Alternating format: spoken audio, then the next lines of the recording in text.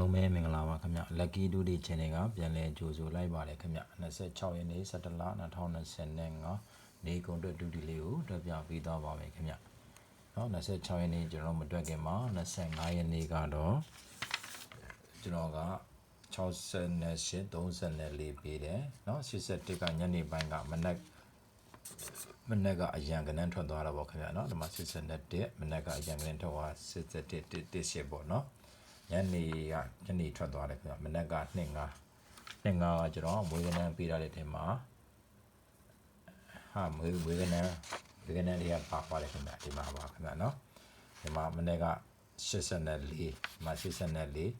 မှာမွေးကနန်း9နှစ်နှစ်ကွက်ထွက်သွားပြီခင်ဗျမွေးကနန်းเนาะမွေးကနန်းနှစ်ကွက်ထွက်သွားပါပြီ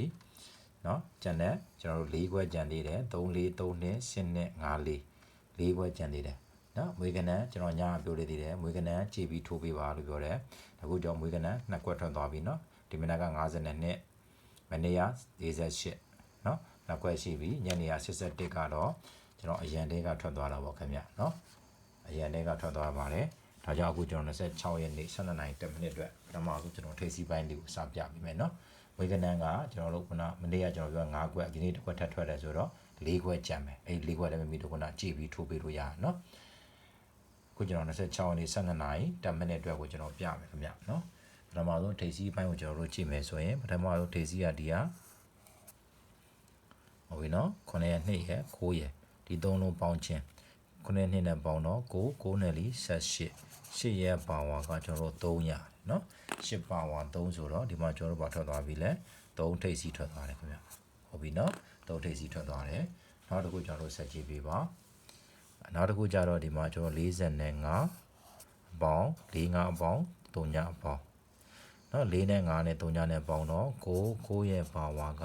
4ဟုတ်ပြီဒီမှာလည်းကျွန်တော်တို့4ထွက်သွားတယ်ခင်ဗျเนาะ4ထိပ်စီးနဲ့ထွက်သွားတယ်เนาะဒါကကျွန်တော်26ရက်နေ့12နာရီ10မိနစ်အတွက်ထိပ်စီးကဘာဖြစ်မလဲဆိုတော့เนาะ26ရက်နေ့မှာကျွန်တော်ထိပ်စီးကဒီ3လုံးပေါင်းခြင်းဒီ3လုံးပေါင်းခြင်းကဒီမှာဆိုရင်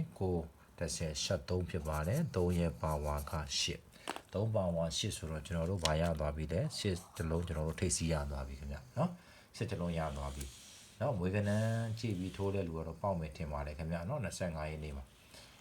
เนาะနောက်နေ့တည်းမွေးကနန်း4ခွက်လေးကြည့်ပြီးမွေးပေါ့ခင်ဗျဒါကတော့ကျွန်တော်26ရက်နေ့တည်းတွက်ပြပေးတာပါเนาะကျွန်တော်တို့8တလုံးရသွားပြီခင်ဗျထိပ်စီးကကျွန်တော်တို့8တလုံးရသွားပြီဆိုအပိတ်လေးကိုကြည့်ပေးပါအပိတ်ကနန်းလေးကြည့်ပြီးခင်ဗျနော်အပိတ်ကနန်းလေးကတော့ဒီအပေါ်နှလုံးပေါင်းခြင်းနဲ့ကျော်တို့ဒီအောက်3လုံးပေါင်းခြင်းအားလုံးစုစုပေါင်း5လုံးပေါင်းခြင်းပေါ့နော်စုစုပေါင်း5လုံးပေါင်းခြင်းကဒီမှာဆိုရင်10ဒီမှာက15 25 31ပေါ့နော်1ရဲ့ပါဝါက6ပါဝါ6ဆိုတော့ဒီမှာကျော်တော့6အပိတ်နဲ့36ဆိုပြီးထွက်လာတယ်ခင်ဗျနော်ဒီနှလုံးပေါင်းခြင်းဒီ5လုံးပေါင်းခြင်းပေါ့10ဒီမှာ15 25 6နဲ့ပေါင်းတော့31 1ရဲ့ပါဝါ6ပိတ်36ထွက်သွားတယ်ဟုတ်ပြီနော်နောက်တစ်ခုကျွန်တော်တို့ဆက်ကြည့်ပြပါနောက်တစ်ခုလည်းကျွန်တော်တို့ဒီမှာဆိုရင်ဒီအပေါ်နှလုံးရယ်အောက်3လုံးရယ်ပေါင်းခြင်းကကျွန်တော်16ပဲ6ရဲ့ပါဝါက1နော်9နဲ့3နဲ့ပေါင်းတော့10အောက်3လုံးပေါင်းခြင်းက6ရဲ့ပါဝါ1ဒီမှာကျွန်တော်တို့1အပိတ်နဲ့41ထွက်ထားတယ်ခင်ဗျဟုတ်ပြီနော်ဒါမို့ကျွန်တော်တို့လာမယ်26ရက်နေ့ကျွန်တော်တို့12နာရီ10မိနစ်မှာဒီ5လုံးပေါင်းခြင်း3တက်ပေါင်းခြင်းက4အောက်3လုံးပေါင်းခြင်းက14ကျွန်တော်တို့18ရပါတယ်ဟုတ်ပြီနော်1နဲ့ပေါင်းတော့2 10နဲ့ပေါင်းတော့10 15 18ရပါတယ်18ဆိုတော့8ရဲ့ပါဝါက3ဟုတ်ပြီနော်ကျွန်တော်ပြန်ပေါင်းပေးပါမယ်ခင်ဗျနော်1နဲ့ပေါင်းတော့2 10နဲ့ပေါင်းတော့10 5နဲ့ပေါင်းတော့15 3နဲ့ပေါင်းတော့18 8ရဲ့ပါဝါ3ဆိုတော့ကျွန်တော်တို့ကဒီမှာ3လက်ပိတ်မယ်เนาะ83ဆိုပြီးတော့20တိုင်းရှင်းခဲ့တဲ့ခဏလေးပဲခင်ဗျเนาะဒါကကျွန်တော်26ရက်နေ့12နာရီ10မိနစ်မှာထွက်နိုင်နေရှိတဲ့เนาะ20တိုင်းကြာခဲ့တဲ့83တစ်ခွက်ပဲထိုးရမယ်ခင်ဗျเนาะ main ခွက်တစ်ခွက်ပဲကြိုက်တဲ့လူတွေကြတော့တစ်ခွက်ပဲထိုးပါခုနမွေးကနန်းကျွန်တော်၄ခွက်ခုနချုပ်ပြလာတယ်ခင်ဗျเนาะအစမှာပြန်ကြည့်ပေးလို့ရပါတယ်အခုကျွန်တော်ညနေ4နာရီခွဲကိုကျွန်တော်ပြအောင်မယ်ခင်ဗျเนาะညနေ4နာရီခွဲအတွက်ကျွန်တော်တွက်ပေးပါမယ်เนาะညနေ4နာရီခွဲမှာကျွန်တော်တို့ကြည့်မယ်ဆိုရင်ဒီနှလုံးပေါင်းခြင်း နော်ဒီနှလုံးပေါင်းခြင်းက2ရဲ့နက်ခတ်က4ဟုတ်ပြီနော်ဒီနှလုံးပေါင်းခြင်းက2ရဲ့နက်ခတ်က4ဒီမှာကျွန်တော်တို့4ထိပ်စီထွက်လာတယ်2 3ညပေါင်းခြင်းက2ရဲ့နက်ခတ်က4ထိပ်စီဟုတ်ပြီအပိတ်ကိုကျွန်တော်တို့တစ်ခါလေးကြည့်မယ်ဆိုရင်အပိတ်က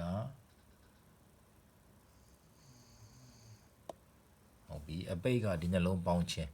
နော်6နဲ့9နဲ့ပေါင်းခြင်းက15 5ရဲ့နက်ခတ်က3ဒီမှာ3ပိတ်ထွက်သွားတယ်43ဟုတ်ပြီနော်ထိပ်စီကညလုံးပေါင်းခြင်းက2ရတယ်2ရဲ့နက်ခတ်က4အပိတ်ကြတော့ဒီညလုံးပေါင်းခြင်းက15 5ရဲ့နက်ခတ်က3ပိတ်ထွက်လာတယ်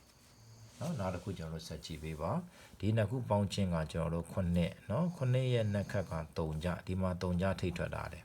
ဟုတ်ပြီဒီအပိတ်ကိုကြည့်မယ်ဆိုရင်အပိတ်ကခွန်3ညပေါင်းခြင်းက9ရဲ့နက်ခတ်ကလည်း3ညပဲဒီမှာလည်းကျွန်တော်တို့3ညအပိတ်နဲ့เนาะ3ညဆိုပြီးထွက်လာတယ် sorry ခင်ဗျဒါကြောင့်26နေ့ညနေ4နာရီခွဲမှာကျွန်တော်တို့ကเนาะဒီနှလုံးပေါင်းခြင်းက30 3ညရဲ့နက်ခတ်က9เนาะဟုတ်ပြီเนาะဒီနှလုံးပေါင်းခြင်းကကျွန်တော်တို့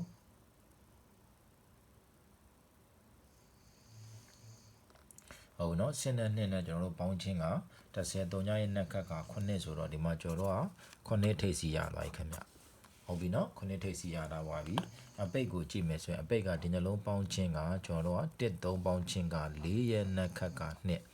နော်4နက်ခတ်က2ဆိုတော့ကျွန်တော်တို့ဒီမှာ2ပိတ်မယ်ဟောကျွန်တော်တို့မနက်ကောညနေရောကကျွန်တော်တို့ပါဝါတွဲတွေပဲထွက်လာတယ်ခင်ဗျနော်ဒါကတော့ကျွန်တော်20တိုင်းကြာခဲ့တဲ့ကဏ္ဍလေးပါမိမိတို့ကြာရင်လည်းဝင်ကြည့်ပြီးထိုးပေးကြပါခင်ဗျနော်မကြာရင်လည်းမိမိတို့ကြော်သွားနိုင်ပါတယ်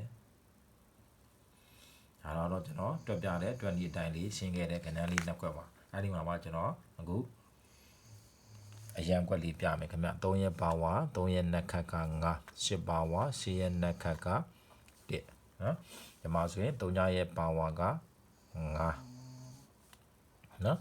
ဒီမှာဆိုရင်4ရက်ပါဝါက9ဟုတ်ပြီနော်အဲဒီမှာကျွန်တော်တို့အရန်ကွက်လိုချင်တဲ့လူက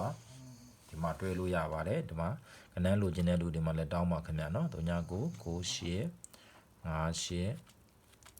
69 45 3ညမှာ Viber နံပါတ်မှာလည်းတောင်းပေးလို့ရပါတယ်ခင်ဗျာနော် Viber မှာစာပို့ပြီးတော့တောင်းပေးလို့ရပါတယ်ဒီမှာဆိုရင်ကျွန်တော်တို့က3833 31နော်အပူဆိုရင်33ပြီးရင်ကျွန်တော်စစ်ထိန်နဲ့လာမယ်ဆိုရင်88